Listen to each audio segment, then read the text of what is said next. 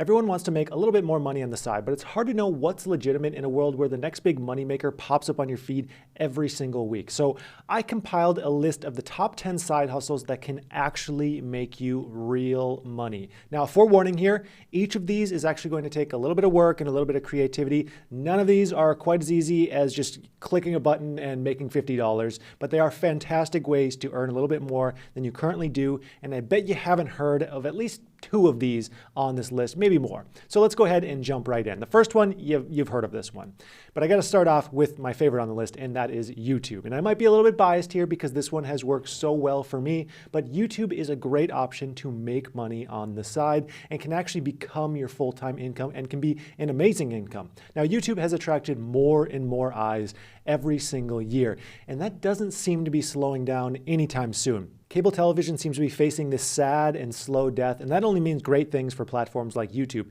You can create absolutely anything on YouTube, and there will be someone to watch it. Well, pretty much anything. I eat little babies' ice cream.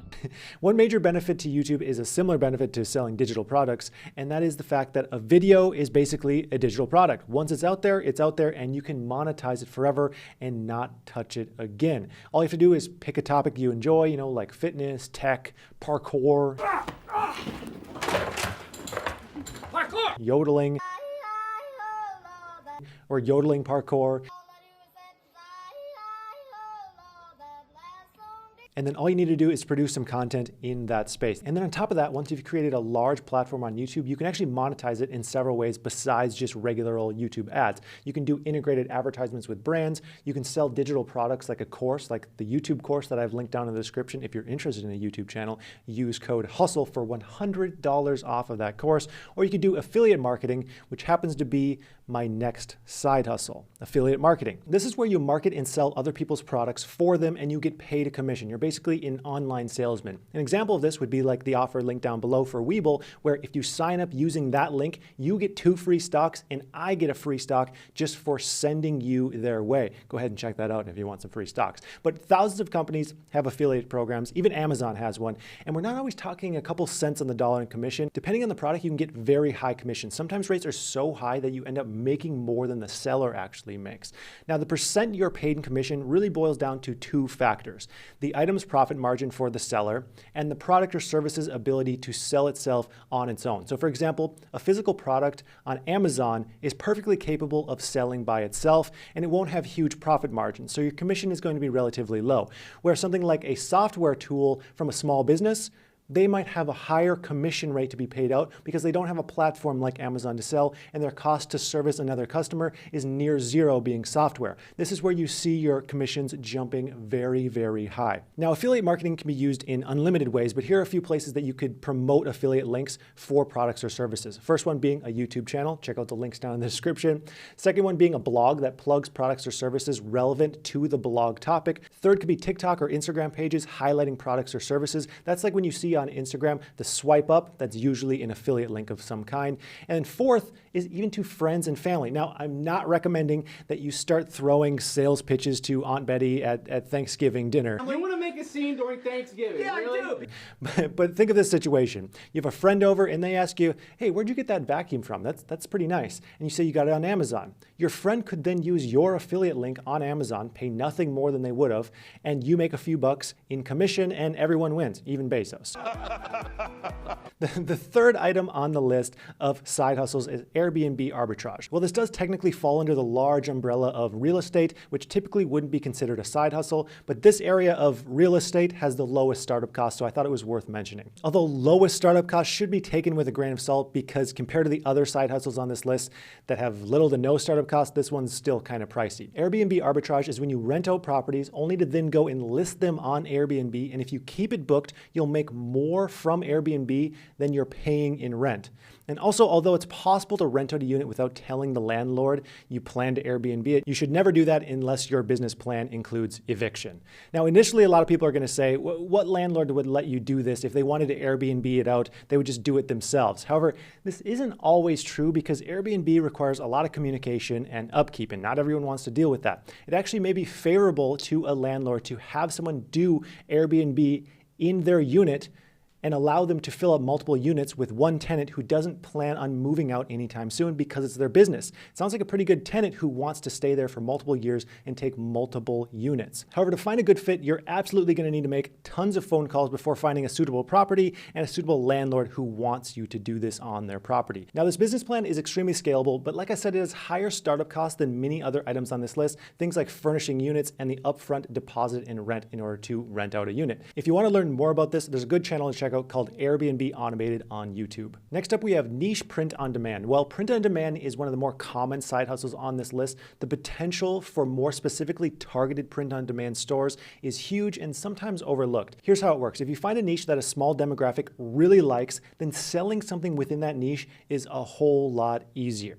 With this, your store will naturally have a much better conversion for ads, which can make it much more profitable than a typical print on demand store. Now, combine this with how Zuck at Facebook knows literally everything about us, including our interests, our blood type, and the last time we ate. I'm the meat chef. It's not hard to find a niche to target. And then once you find a product and a segment that works, you can just target lookalikes, which are basically people who Facebook feels are very similar to the people who are already buying your products. Some examples of these types of products are mugs with different species of bugs on each for bug lovers, I guess, shirts with different types of beer on each shirt, or those terribly targeted t-shirts that say it's a insert your last name thing, and they do it for literally everyone's last name. And number 5 on this list is using KDP to sell puzzle books. KDP, aka Kindle Direct Publishing, is a platform where anyone can sell books, whether that's digitally through Kindles or paperbacks on Amazon. Now, writing an entire book is not much of a side hustle, but to do this, you don't actually need to write a book. This is what makes puzzle books so special,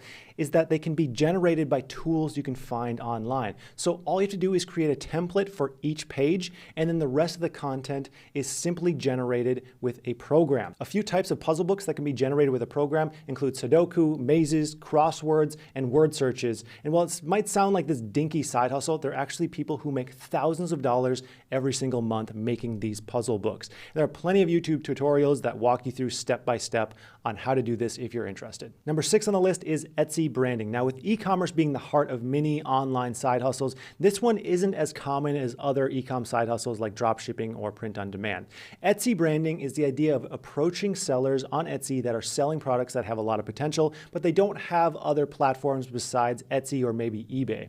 So you could approach these sellers and negotiate royalties or even part of their business in exchange for teaming up with that seller to create things like a website, better branding, marketing copy, ads, or fix issues as they arise. You'd basically be offering to help take their business to the next level. And some sellers on Etsy are very creative, but they don't want to deal with the business end, so it can pair very well and be a good partnership. This is a similar model to dropshipping in that you're searching for a winning product to brand and market, although with dropshipping, anyone can sell those products, so a specific product can be oversaturated very easily. Now, Etsy is a goldmine of products that aren't being sold anywhere else, especially if they're custom or handmade products. This is kind of like building a marketing agency around successful products. Number 7 on this list is selling digital templates. Now, digital templates can be any number of things, from a planner, an ad, a brochure, a wedding invitation, website templates, you name it, there can be a template for it. If you spend a lot of time creating a template for some kind of digital content, you can then resell it as much as you want, and the best part is, once it's made, it's pure profit on every single sale. Now, an important note here is templates really only sell when they bring a lot of value. So a real basic party invitation probably isn't going to sell, but a 3-page brochure template with custom graphics might sell a whole lot easier as it has much more value. Now, a good place to sell templates like these is Etsy. And if you don't have a graphic design background, you could use a service like Canva because it's easy to use and it has a really solid free version and tons of tutorials on YouTube. The 8th item on this list is selling stock photos. And that's because nowadays people have an amazing camera just waiting to be used on the back of their phone, and it can do a whole lot more than just take a subpar picture of a mountain range. Why do mountains always look puny in photos? I'm not sure why, but anyways, this is a huge market, stock photos. They are used in websites, articles, advertisements, posters, you name it, they're used all over the place and people are paying to use those. And the best part of selling stock photos is once you take that picture, you can sell it forever and never touch it again. So zero maintenance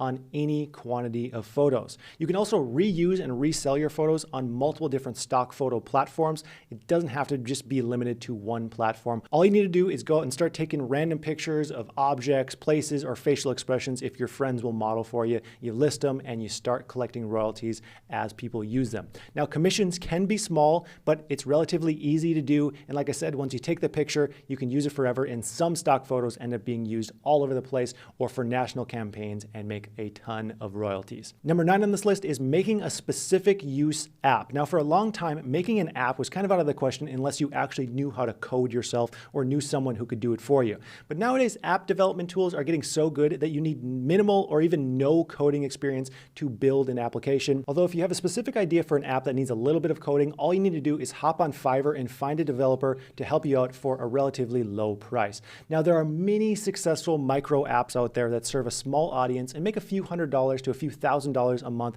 with little to no maintenance. So here is a tiny app that's for sale right now. It makes between $100 and $300 a month, and all it does is track your skincare routine. There are thousands, if not millions, of apps just like this, making a little bit of money every single month with very little work. Now, depending on the size of your app and what you have in mind for functionality, it can get expensive hiring developers. However, simpler things can be done for a few $100 or a few $1,000s. And as a side note here, there's actually companies who will buy several of these tiny apps that don't take much management and then run a micro private equity company where they have 5 or 6 apps, all making them a few $100 or a few $1,000s a month. That's something you may want to look into.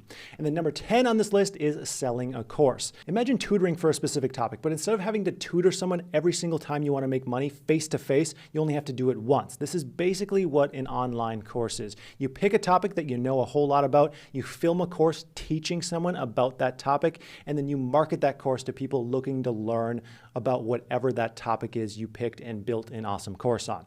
If you know a topic really well, then talking about the subject and your experiences on that subject are relatively easy. However, planning and formatting the course can take a very long time. I've personally made 2 different courses, each with more than 50 chapters, and both courses took me well over 200 hours to complete. But now that they're done, I don't have to spend any time managing them, and sales just roll in. Again, those are linked down in the description if you want to check them out. Now, making the course is just one thing. You also need to sell the course, and here are a few ways that you can approach just that. First off is an online platform. You could have a blog or a YouTube channel where you build a reputation within a topic, and then you make a course about that topic. And if you have a decent following, the marketing is already built in. And this is probably the best way to do it because you've already built up a ton of goodwill in giving away a massive amount of free information before you then transition to any kind of paid information.